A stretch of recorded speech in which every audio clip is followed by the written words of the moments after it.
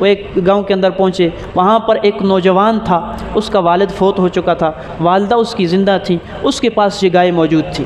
اور اس نوجوان کے بارے میں آتا ہے کہ وہ اپنی والدہ کا بڑا تابعدار تھا، بڑا خدمتگار تھا، بڑا فرما بردار تھا۔ اس نے کہا کہ میرے پاس ایک گائے ہی تو ہے، میں یہ گائے آپ کو دے دوں تو میرے پاس بچے گا کیا؟ چنانچہ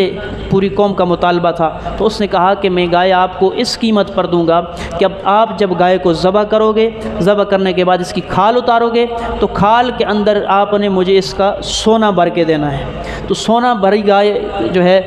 گائے کی کھال سونا بھری ہوئی، اس کو اس قیمت میں اس نے بیچی۔ ویسے اس زمانے میں صرف 3 دینار قیمت ہوتی تھی گائے کی، لیکن چونکہ یہ والدہ کا فرما بردار تھا، تابعدار تھا، خدمت گزار تھا، تو اللہ تعالیٰ نے اس کے صلے میں اس کو دنیا کے اندر یہ نعمت عطا فرما دی۔ تو یہاں سے والدین کی خدمت کا پہلو بھی ہمیں ظاہر ہوتا ہے کہ والدین کا خدمتگار، والدین کا